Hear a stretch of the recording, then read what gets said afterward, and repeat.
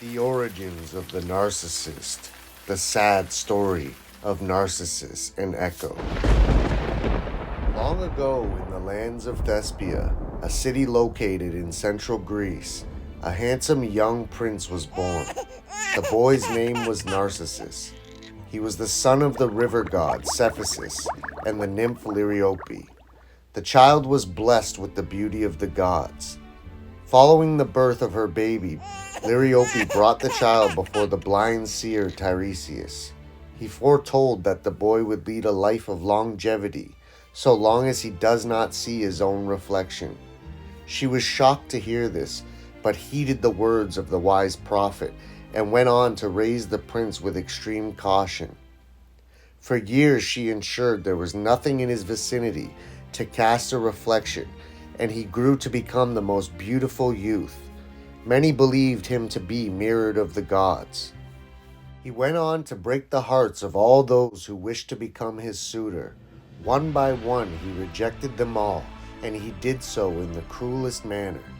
And then one day he encountered the beautiful mountain nymph Echo.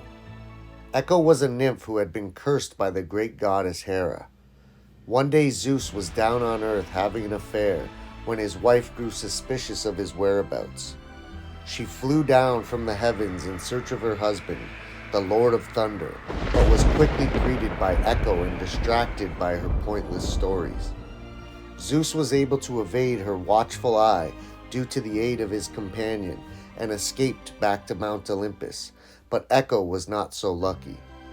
Hera caught on to the role she had played in aiding her husband, and for this she would be punished. The powerful goddess cursed the nymph with the inability to speak her own thoughts. She could only repeat the last words spoken by others, becoming what we now refer to as an echo.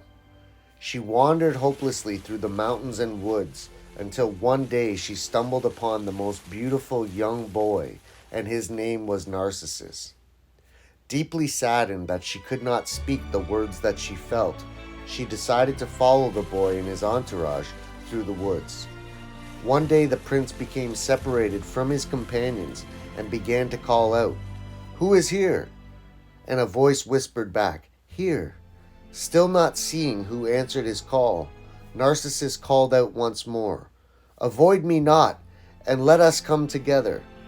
Echo saw this as an invitation and leaped out of the woods and wrapped her arms around him. But when the prince saw who was latching onto him, he tossed her aside, saying he'd rather die than have her caress him. Echo was crushed by the cruel rejection and sadly went on wandering hopelessly. It's said that she was so heartbroken that she withered away until bones became dust, and all that remained was her echo on the mountainside. Narcissus and his self-loathing behaviors had not gone unnoticed, however. Nemesis, the goddess of retribution, was angered by the prince's vanity and decided he would pay the ultimate price for his disregard of others. One hot day, he was adventuring in the woods and came across a silver fountain. It had been placed there by Nemesis as a trap for the prince. She knew that when he saw it, he could not help but drink from it, and when he did, his fate would be sealed when he saw his own reflection. He approached the fountain and leaned over to take a drink, and as he did, he saw the most beautiful young man in the reflection in the water. He instantly fell in love and tried desperately to kiss, touch, and caress him. He tried everything but was unable to reach the handsome lad. He knew his love was being reciprocated because every time he reached out to hug or kiss the boy, he too reached out for him. But no matter what they did, they could not feel each other's touch. For the first and last time ever in his life, Narcissus had fallen in love.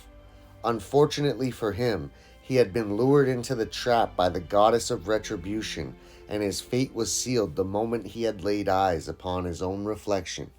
And as the wise seer had foretold, the prince's life would be cut short if he saw his own image. And so it was. Narcissus had been fooled into falling in love with the image of himself. After many failed attempts to reach the beautiful boy in the glassy water, he gave up hope. His love for him burned inside him until that internal fire became an inferno and Narcissus became consumed by the flames. And in his dying breath, he yelled out, "O marvelous boy, I loved you in vain. Farewell." Nearby in the woods, the spirit of Echo watched the boy she loved being devoured by the flames, and when she heard his final words, all she could say was farewell. And when the flames were through, turning flesh into dust, and nothing remained of the handsome young prince, a beautiful yellow flower sprouted up from the ground, right where his body had lay. And that flower was the Narcissus daffodil. And still to this day it's called by that name. It's not quite clear what came first, the flower or the legend, but one thing for certain is they're both forever entwined together in time. And that's the sad story of Narcissus and Echo and the origins of the Narcissist. I'm the Rogue Baron. Thanks for watching.